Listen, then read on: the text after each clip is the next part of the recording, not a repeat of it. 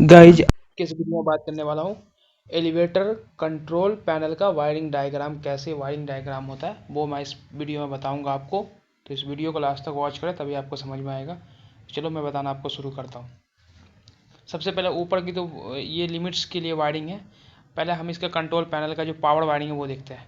सबसे पहले ये लिखा हुआ R/B, आप देख सकते हो R/B, ये R/B के अंदर लिखा हुआ MCB 3 पोल, मतलब 3 फेज की MCB होगी। वहाँ पे टर्मिनल, वो टर्मिनल जो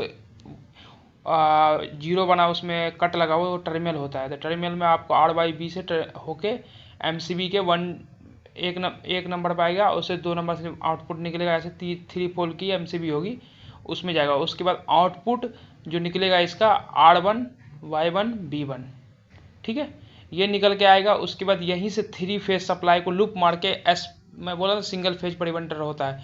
जैसे किसी भी तरह अगर इन केस कोई फेज फेल कर गया ना तो ये प्रिवेंटर कंट्रोलर को ऑन नहीं होने देगा। तो ये होता है के एम एम कॉन्टेक्टर। देखो के एम एम कॉन्टेक्टर, तो ये SSP है ना। के एम कॉन्टेक्टर को देखो यहाँ से न्यूट्रल तो डायरेक्ट मिल गया, और 0 NO point man supply contactor बोल सकते हो, जो ड्राइव को पूरे सिस्टम को ऑन कराएगा। उसका एक कॉन्टेक्टर लगा होता है। तो वो कॉन्टेक्टर का काम यही होता है कि जब भी वो कॉन्टेक्टर लगेगा, जब सप्लाई प्रॉपर होगा, तो ये सप्लाई को प्रॉपर चेक करने के लिए SPP लगा होता है, सिंगल फेज प्रोटेक्शन। तो ये जब 3 फेज प्रॉपर आ जाएगा तो ये कॉमन NC बन जाएगा। उसी तरह ये सप्लाई इसके KM बन के कॉन्टेक्टर के NC से हो गए, इसकी कॉइल को चला जाएगा तो KMM कॉन्टेक्टर होल्ड हो जाएगा। होल्ड होते ही फिर ये सप्लाई RL SL और TL बन के ये चला जाएगा उस लाइन में। लाइन चौक लगा होता है, आप मैंने दिखाया वीडियो में। लाइन चौक में चला जाएगा। 3 फेज लाइन चौक लगा होता है, उसमें भी 6 पॉइंट होगा, R का, Y का और B का। तीनों पॉइंट्स होते हुए क्रॉस करके फिर जाएगा ये ड्राइव में। ड्राइव में भी पॉइंट्स होगा, जैसे RST होता है, किसी में L1 L2 होता है, L3 होता है, लिखा हुआ L1 L2 L3, 3 फेज की ड्राइव है। उसी तरह एक और सप्लाई चाहिए होता है, इन केस इमरजेंसी में अगर लाइट कट जाता है तो सिंगल फेज सप्लाई UPS से देते हैं। तो उसके लिए भी देखो उसी के R/Y में सप्लाई को लूप ये कॉन्ट्रेक्टर के द्वारा KM1, ये मैं बताना चाहता हूँ। KM1 जो होता है ना, UPS कॉन्ट्रेक्टर होता है। तो मैन कॉन्ट्रेक्टर UPS कॉन्ट्रेक्टर से इंटरलॉक होता है। देखो NC से इंटरलॉक है ना, ये KMM इंटरलॉक है ना। इसका रीजन यही है कि अगर UPS कॉन्ट्रेक्टर होल्ड होगा तो मैन कॉन्ट्रेक्टर होल्ड नहीं हो पाएगा। तो इसी तरह होता है, इसीलिए इसको हम इंटरलॉक रखते हैं कि दोनों सप्लाई के साथ होल्ड ना हो। दोनों कनेक्टर एक साथ होल्ड होगा, शॉर्ट सर्किट हो जाएगा। तो इंटरलॉक होता है आपस में। तो उसके बाद आउटपुट, यहाँ से आउटपुट निकला UBW मोटर के लिए। तो फिर ये KM बाई कॉन्ट्रेक्टर होता है, मोटर कॉन्ट्रेक्टर। उसके पावर पॉइंट होता है L1 L2 L3, वो जो बताया T1 T2 3 से आउटपुट निकल के फिर ये टर्मिनल पे जाएगा। टर्मिनल होगा, जो टर्मिनल में भी लिखा होगा U1 V1 W1, वहाँ पे जाके वहाँ पे चला जाएगा। उसी तरह ये जो नीचे लिखा हुआ U1 W1 V1, ये लूपिंग 2 NC पॉइंट्स है। ये होता है सेफ्टी कॉन्ट्रेक्टर। इसमें क्या होता है ना, लिफ्ट के अंदर जो गियरलेस मशीन होती है ना, उसके जब भी वो जैसे ड्राइव ऑफ होगा, सप्लाई देना बंद करेगा, तो वो मोटर का तीनों वायर को आपस में शॉर्ट सर्किट कर देगा। इसीलिए अगर मोटर का ब्रेक खुल गया ना तो मोटर आपस में शॉर्ट सर्किट हो जाएगा, तो उसमें मैग्नेटिक ब्रेकिंग बन जाता है। अगर किसी भी इंडक्शन मोटर को, ये सिंक्रोनस मोटर का तीनों वायर को आप एक साथ जोड़ दोगे तो वो स्पीड में रोटेशन नहीं कर पाएगी, क्योंकि वो जो भी इलेक्ट्रिसिटी जनरेट करेगी वो शॉर्ट सर्किट हो जाएगा। तो उसके कारण वो ये नहीं, अब मोटर रोटेशन तेज़ में नहीं करेगी, उसमें ब्रेकिंग जनरेट हो जाएगा। उस तरह हो गया। तो फिर ये इस तरह ड्राइव का पूरा सर्किट काम करता है। ये वायरिंग डायग्राम हुआ लिफ्ट का, जो पावर वायरिंग डायग्राम हुआ। अब ये जो दिख रहा है UPS का, यूपीएस इन आउटपुट, जो न्यूट्रल फेज UPS को इनपुट मिलता है। जब मैन सप्लाई होगा तो इनपुट मिलेगा, और आउटपुट इनपुट मिलेगा जिससे चार्जिंग वार्जिंग होगी। और जैसे मैन सप्लाई कटेगा तो आउटपुट ये जनरेट करना शुरू कर देगा। तो उसका ये कॉन्टेक्टर्स है। कुछ पॉइंट से रिले यूज़ किया गया, KM1 K103 और K104, ये रिलेज है जो इससे एक्टिव होता है। अब उसके बाद अब आता है सेफ्टी इसका। तो सेफ्टी पॉइंट्स होता है इसका, यहाँ से सीधा 102 पॉइंट्स होता है। जैसे इसमें क्या होता है, 0 वोल्ट हम डायरेक्ट कंट्रोलर्स के पॉइंट पे दे देते हैं। जैसे किसी भी लाइट को ऑन करने के लिए न्यूट्रल डाल दिया, फेज को स्विच से घुमाते हो, तो उसी तरह होता है सेफ्टी सर्किट का एक कॉमन 0 वोल्ट होता है। 0 वोल्ट हम डायरेक्ट दे दिया। अब 110 वोल्ट लिया हमने, 2 नंबर बनाया, 102 बनाया, उसको एक बटन होगा, बटन के NC पॉइंट से घुमा के फिर टर्मिनल पे आ गया। टर्मिनल होगा ये 132 एक टर्मिनल मिलेगा आपको, वहाँ से 133 एक टर्मिनल मिलेगा। इस दोनों के बीच में एक पॉइंट्स आएगा जो आएगा ओवर स्पीड गवर्नर। फिर 133 से लेकर 144 के बीच में दो एक टर्मिनल लगा हुआ, उसमें भी एक कुछ वायरिंग चाहिए होगा एनसी पॉइंट्स का। तो आप लिमिट दे दिया है उसने, डाउन लिमिट दिया, ये 2 पॉइंट्स है, ये दोनों आपको कनेक्टर्स मिलेगा आपको टर्मिनल। अभी मैं दिखाता हूँ आपको, ये वायरिंग है, ऐसा वायरिंग होते हुए 3600 होते हुए 3700 होते हुए ये सीधा यहाँ पर लूप होते हुए चला आता है, ये सीधा X20 पे, ठीक है। अब X21 एंड X22, तो उसी तरह ये सेफ्टी यहाँ पर से फिर फाइनल से लूप होके फाइनल कंप्लीट होते ही ये पॉइंट्स आ जाता है आपको X20 पे। फिर यहाँ से यहीं से लूप होके जितनी भी लैंडिंग का स्विच होता है लैंडिंग सेफ्टी का, वो इसमें लूप होके फिर ये आ जाता है लैंडिंग में 121 पे। और उसी से एक लूप होके कार के लिए सेफ्टी आता है, जो कार होता है कार गेट, उसके में स्विच लगा होता है, तो उसको कॉन्टेक्ट का उसी तरह वहाँ से कनेक्ट करके सारे कॉन्टेक्टर्स को सप्लाई दिया जाता है। क्योंकि अगर मेन सेफ्टी अगर नहीं आएगी तो कॉन्टेक्टर्स कोई भी सेफ्टी से ही इंटरलॉक होता है कॉन्टेक्टर, तो सेफ्टी कंप्लीट होने पर ही कॉन्टेक्टर होल्ड होता है। तो उसको हो गया। अब चलते हैं ट्रांसफार्मर की वायरिंग कैसे होती है। अब क्या हुआ, सिंगल फेज हमने वहीं से ले लिया एमसीबी से, यहाँ से जो एमसीबी है यहाँ पे FP3, तो वहाँ से आर और न्यूट्रल है ना, आर फेज और न्यूट्रल हमने ले लिया सिंगल फेज एमसीबी के थ्रू। इसमें 2 पोल की एमसीबी लगी है डबल पोल, उसमें R3 और N3 हमने ये इसका कोड दे दिया R3 N3। बाकी ये रेड फेज है, ये न्यूट्रल है, यहाँ से आके ये ट्रांसफार्मर के इनपुट में जा रहा है।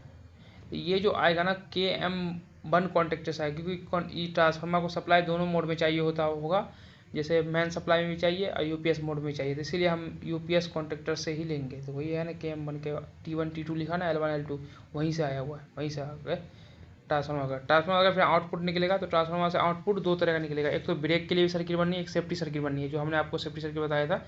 तो ये सेफ्टी सर्किट में क्या है, हमें प्रोटेक्शन देना पड़ेगा, इनके सेफ्टी सर्किट शॉर्ट हो जाए तो उसके लिए सिंगल पोल एमसीबी 2 एम्पियर का लगा होता है। और उसके बाद यहाँ से हमने 110 वोल्टेज सेफ्टी सर्किट के लिए लिया और 125 वोल्टेज हमने रेक्टिफायर करके ब्रेक के लिए ले लिया। देखो यहाँ से AC निकला, ये रेक्टिफायर में जाएगा, रेक्टिफायर से आउटपुट आएगा 01 माइनस और 04 प्लस, माने प्लस माइनस 110 वोल्टेज 125 वोल्टेज। तो इसमें भी अगर इनकेस कोई शॉर्ट सर्किट हो जाए तो इसमें भी हमने 4 एम्पियर का एमसीबी लगा दिया था। हर एक सर्किट में एमसीबी इसलिए दिया जाता है क्योंकि शॉर्ट सर्किट हो तो ये दिक्कत, इनपुट में ट्रांसफार्मर का एमसीबी है कि इनके ट्रांसफार्मर में कोई शॉर्ट सर्किट हो तो ये एमसीबी ट्रिप कर जाए, और आउटपुट में भी हर एक सर्किट में एमसीबी दिया गया। उससे रेक्टिफायर से निकल के एक कॉन्टेक्टर होगा KMB, ब्रेक कॉन्टेक्टर होता है, उस कैनो पॉइंट से घूम के, और ये ब्रेक को जा रहा है 220 वोल्टेज का है, 220 वोल्टेज होगा, 110 का तो 110 जाएगा। अगर R4 N4 आपने डाल दिया इस रेक्टिफायर के इनपुट पे तो 220 वोल्टेज DC निकालेगा। अगर आपने 110 डाल दिया इसके इनपुट पे तो 110 आउटपुट निकालेगा। उसी तरह SMPS में भी, SMPS को भी सप्लाई चाहिए होगा, तो SMPS से हम क्या करते हैं, SMPS से वही न्यूट्रल फेज ले लेते हैं यहीं से लूप मार के, क्योंकि इसमें SMPS के लिए अलग से एमसीबी नहीं लगा सकते, तो यही डबल पोल की एमसीबी से लूप मार के SMPS को न्यूट्रल फेज दे देता है और आउटपुट निकाल के 24 वोल्ट माइनस। अब ब्रेक की सर्किट देखो, ब्रेक की सर्किट कैसे बनता है, हमने आपको बताया था कि जो 04 ये प्लस माइनस वोल्ट आ गया 110 वोल्ट, 04 हो गया प्लस वोल्ट और 01 माइनस हो गया माइनस वोल्ट, तो 110 वोल्ट का प्लस माइनस है।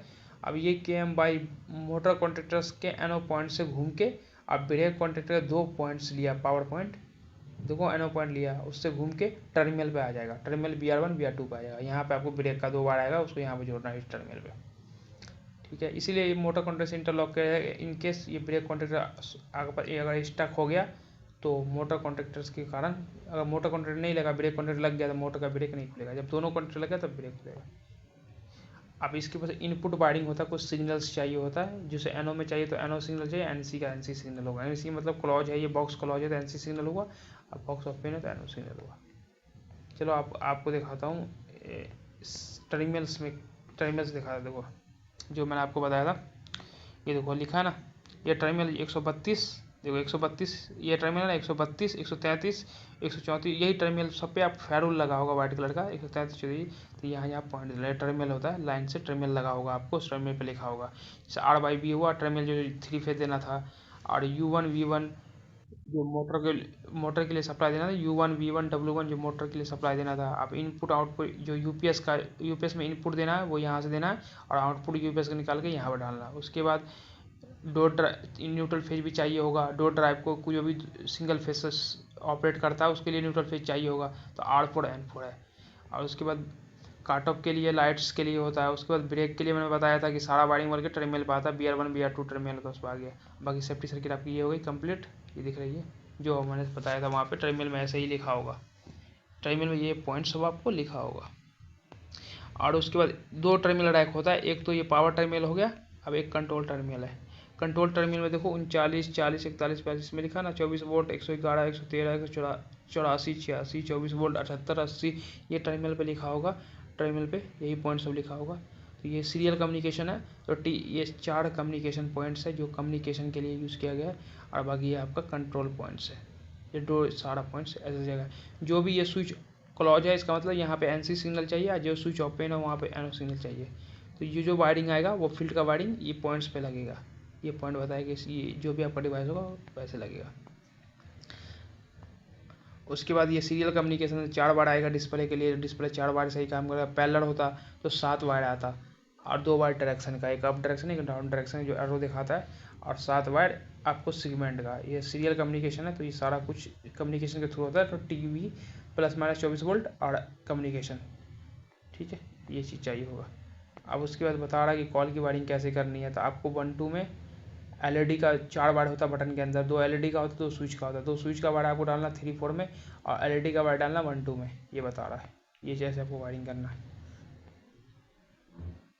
अब ये टर्मिनल जो 2 ड्राइव सेंसर सारा पॉइंट्स जो कार्ट ऑफ पे वायरिंग होगा, कार्ट ऑफ पे भी टर्मिनल होगा। तो कार्ट ऑफ मतलब लिफ्ट के ऊपर टर्मिनल होता है, तो उसमें वायरिंग कैसे करना वो पॉइंट बता रहा है कि आपका 2 ड्राइव को फ्रॉम 2 ड्राइव जो लिमिट टू लिमिट आएगा, ओपन क्लोज की लिमिट आएगी, सेंसर आएगा। उसके बाद 2 ड्राइव को कमांड देना है, लाइट फैन को ऑफ ऑन करवाना है, उसके लिए ये होगा। तो यहाँ बता भी रहा 2 ड्राइव पॉइंट सब कि क्या क्या कहाँ डालना, तो इस टर्मिनल पर आपको देना ये पॉइंट 2 ड्राइव में से।